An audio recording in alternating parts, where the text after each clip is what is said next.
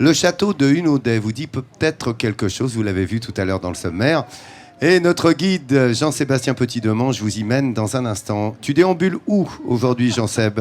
Écoute, je termine la semaine là où je l'ai commencé, c'est-à-dire au pied de la tour de l'horloge qui est absolument magnifique. On était en haut jeudi et c'est un endroit totalement génial. C'est un coin de rêve, un peu comme l'endroit dans lequel je vais vous emmener. On va partir du côté de Plancoët, dans le village de Plédéliac, à la découverte d'un château qui est un peu dans un coin de campagne avec la mer pas loin. Donc c'est totalement idéal. Château du 13e qui a été sérieusement endommagé par la Révolution, mais qui a été formidablement restauré. Alors, Laurent, on va réaliser un rêve de gosse. Nous allons enfiler le haume, la cotte de maille, l'armure, et on va jouer au chevalier. Hop, on va au château de la Hunaudet. C'est parti. Comme perdu au milieu des champs, on ne le distingue qu'à peine. Et pourtant c'est là, au détour d'un chemin de campagne, que se dresse l'un des derniers témoins du Moyen-Âge en Bretagne, le château de la Hunaudet. Avec ses douves, ses tours de pierre et ses chemins de ronde, l'édifice offre encore l'image d'une forteresse imprenable qui a choisi de vivre un peu cachée. Ce château a une implantation assez curieuse. Il a été construit dans un marécage. Il n'a pas été construit sur une colline. Et du coup, les douves en eau servent de défense. On avait des marécages tout autour. Alors, pour se protéger des ennemis aux alentours, les bâtisseurs du XVe siècle ont quand même érigé cette tour militaire qui culmine à 20 mètres de haut. On comprend que ces tours-là, elles étaient quand même faites pour être vues de loin et pour impressionner.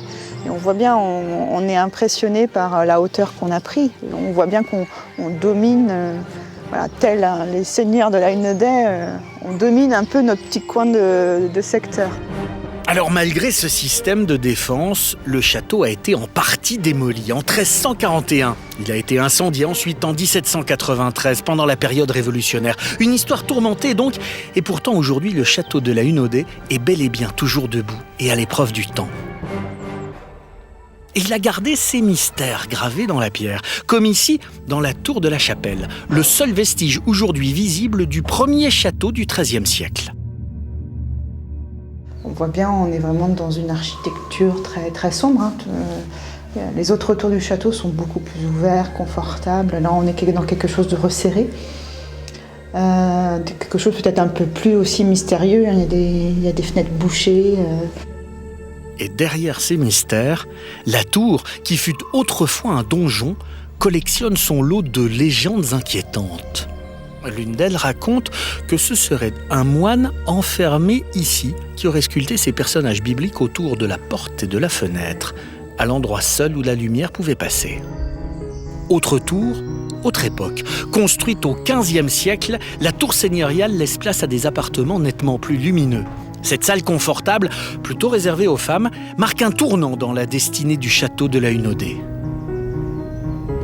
Autant quand on l'a construit au XIIIe siècle, il y avait une guerre qui menaçait et puis il y avait des conflits aux environs. Autant à la fin du XVe siècle, les choses sont apaisées et on transforme ce château en château résidentiel.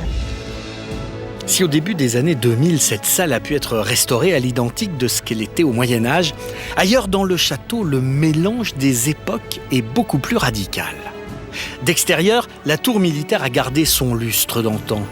Mais à l'intérieur, faute de documents d'archives de l'époque, il a fallu tout repenser du sol au plafond. Il faut savoir que quand on est rentré, il n'y avait rien. Il n'y avait que des murs, il n'y avait pas de toiture. C'était un lieu qui était occupé par les pigeons. Et voilà comment la difficulté s'est transformée en atout.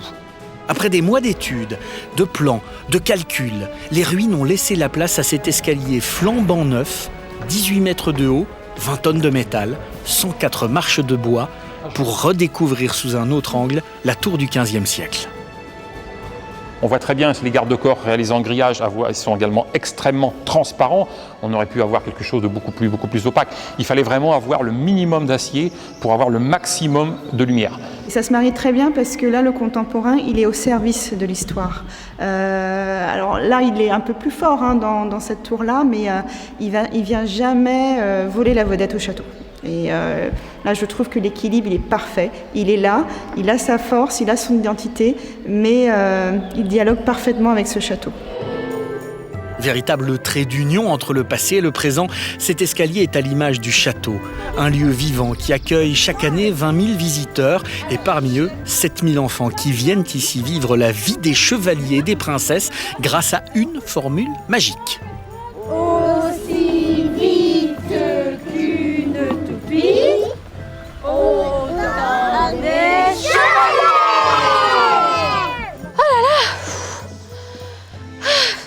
Ah désolée, j'ai mis un peu de temps, mais j'ai dû traverser tout le château pour venir vous voir. Accompagnée par demoiselle Léane, une nièce du seigneur Tournemine qui a construit le château, la classe de maternelle part à la découverte de la forteresse. On compte ensemble ? Alors, 1, 2, il y en a une qui est cachée, 3, 4 et 5, il y en a une petite là-bas. 5, j'ai 5 tours dans mon château. Ils arrivent, ils sont déjà à fond, chevaliers, princesses, rois et reines. Donc il faut bien leur expliquer qu'ici, il n'y avait pas de roi, mais il y avait un seigneur. Et puis en général, ils adhèrent complètement. Ils connaissent beaucoup de choses parce que c'est une période qui est assez facile pour eux, qu'ils entendent souvent parler. Ils ont beaucoup de livres aussi, beaucoup de petits films qu'ils ont déjà vus. Donc c'est vrai que c'est la période idéale pour leur âge, le Moyen-Âge. Et dans ce château isolé de la Hunaudet, l'un des plus beaux vestiges bretons du Moyen-Âge, la magie opère toujours. Ce château de la Hunaudet, il a été largement détruit à la Révolution française. Au 19e siècle, on s'en est servi comme carrière de pierre. Et puis on a décidé au 20e de le restaurer. Vu l'état d'urgence, l'État s'est porté acquéreur. Et à partir de 1930, ont commencé les campagnes de restauration. Et on est arrivé à ce qu'on a vu dans leur reportage. Et c'est extrêmement important. Quand on n'a pas de documents qui peuvent dire là c'était comme ça, là c'était comme ça, les architectes des bâtiments de France ne refont jamais à leur idée. Ils préfèrent faire un palimpseste, on considère que ça a été effacé et on met du contemporain. Et ça, c'est extraordinaire et fondamental parce que du coup, les époques s'ajoutent, on ne copie pas, on n'essaye pas de recréer, mais on transforme et ça donne des bâtiments qui perdurent pour la nuit des temps. Eh bien écoute, Jean-Seb, merci de ces précisions. C'est ça, Midi en France, hein. Découverte, explication grâce au professeur. On a bien compris de quelle façon travaillaient entre autres là les bâtiments de France après ces images magnifiques que Jean-Sébastien nous a montrées.